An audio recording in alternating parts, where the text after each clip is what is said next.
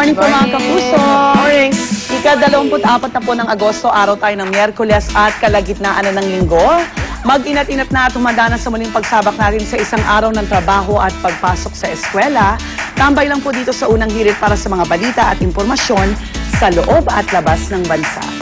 Pero eto muna balita para sa ating mga motorista, nagtaas na rin po ng presyo ng langis ang kumpanyang Petron.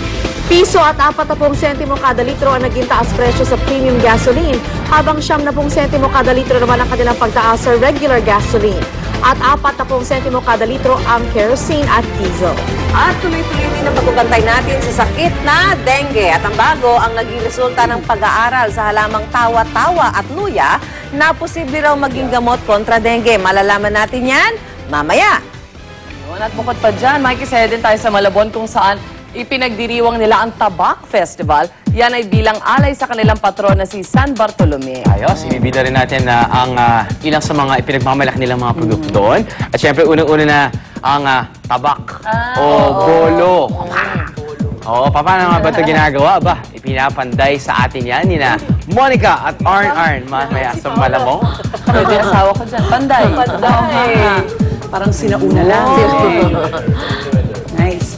Pero bago ang lahat ng yan, narito muna ang mga balitang dapat yung malaman sa ating top hearing.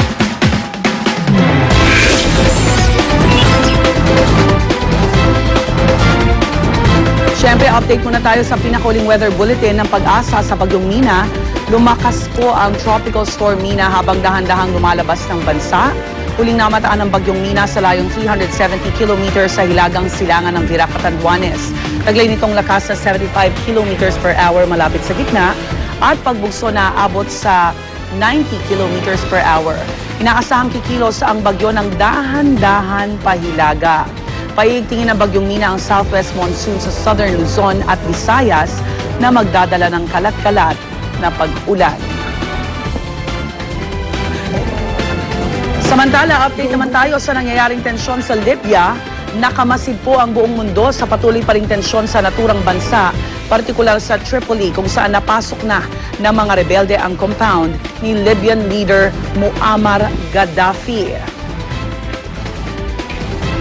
Sa ulat po ng Reuters, nagkaroon ng palitan ng putok mula sa mga rebelde at mga loyalista ni Gaddafi sa Bab al-Aziziyah compound. At matapos ang matinding labanan, sumuko rin po ang Gaddafi forces. Ang resulta nito, makapal na usok na nagmula sa compound. Maging ang ilang mga mamamahayag na nagkubli sa isang hotel malapit sa private quarter po ni Gaddafi, narinig ang palitan ng putok. Ngunit wala pa rin daw senyales sa ngayon na nasa loob ng compound ang Libyan leader. At matapos mabalitang napasok na ng mga rebelde ang compound, napuno ng selebrasyon sa mga lansangan ng Tripoli.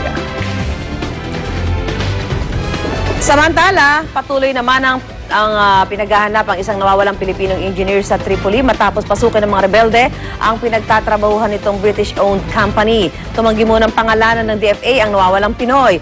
Maging ang embahada ng Pilipinas sa Tripoli, hindi na rin nakaligtas sa mga rebelde. Tinangay din umano ang ilang sasakyang nakaparada sa lugar, kabilang na ang 2 sasakyan ng Labor Attaché ng Pilipinas. Ipinagbigay alam na rin ito ng ating pamahalaan sa Foreign Ministry ng Libya. Maging ang inaasahang pagpapalikas ng mga Pilipino palabas ng Libya, nagiging pahirapan na rin. Mahigpit daw ngayon sa paghingi ng clearance sa gobyerno ng Libya para maibiyahe sa barko ang mga Pinoy mula Tripoli patungong Alexandria sa Egypt.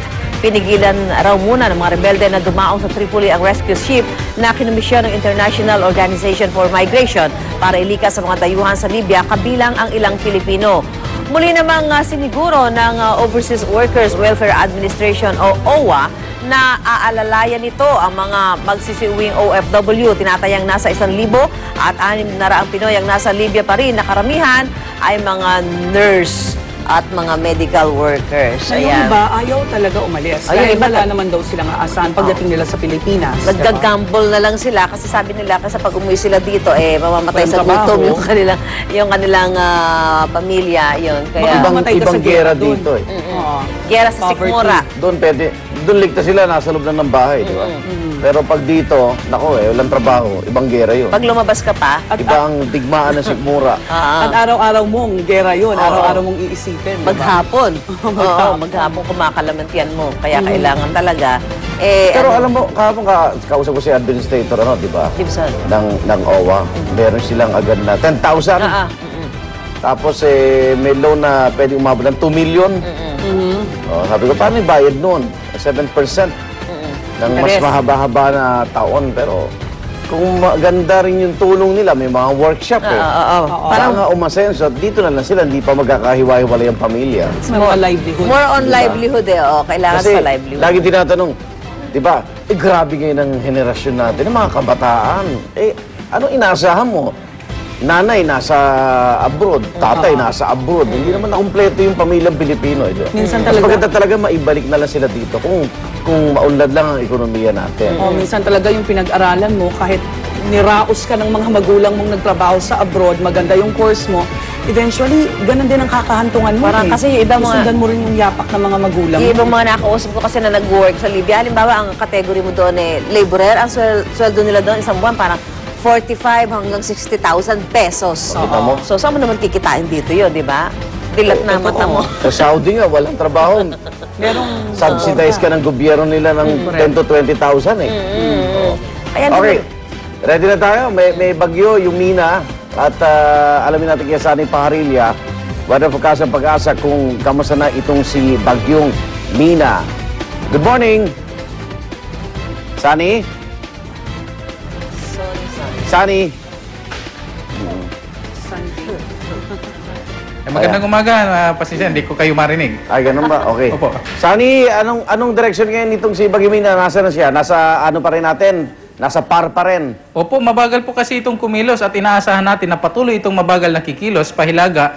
At dahil nga sa kanyang bagal na pagkilos, ito'y patuloy na kumukuha pa rin ng lakas. Sa katunayan, ang bagyong Mina ay nasa 75 kilometers per hour na. At ang kanyang gustiness o pagbugso ay umaabot na po sa 90 kilometers per hour. Sa bagal ng kanyang pagkilos, inaasahan natin na ito'y aabot pa o mananatili sa ating Philippine Area of Responsibility hanggang sa Lunes pa po. So, sa Metro Manila, kamusta ang epekto ng Bagyo Mina? Sa kasalukuyan, wala naman gaanong direktang epekto nito, maliban na lamang sa pagbabago ng ating hangin, na kung saan ang ating hangin ngayon ay nanggagaling po sa Hilagang Kanluran at sa Kanluran, na kung saan ang pagsasanib po nito or convergence ng hangin na to, siya namang nagdadala ng mga pag-ulan dito po sa Metro Manila. At dahil nga rin po sa bagyo na to at sa medyo paglakas nga nito, malakas na rin po ang hatak ng ating hanging habagat, kaya nagdadala ito ng mga pag-ulan dito po sa Visayas at saka sa Southern Luzon. Kasama na rin po dito ang Mindanao.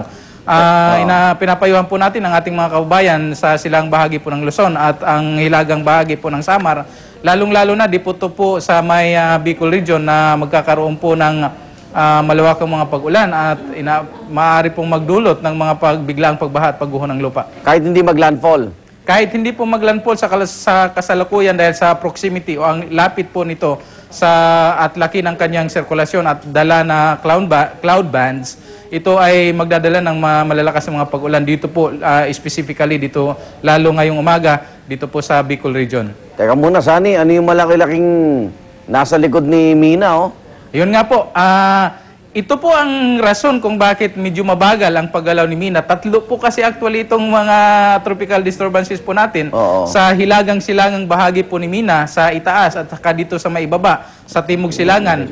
Nagkakaroon po sila ng interactions kaya mabagal na kumikilos itong ating bagyong si Mina. At sinasabi nga ng ating mga forecast models na ito'y magkakaroon ng interaction at magsasanib, kaya nababago, nagiging erratic o pabago-bago yung kanyang direksyon na tinatahak.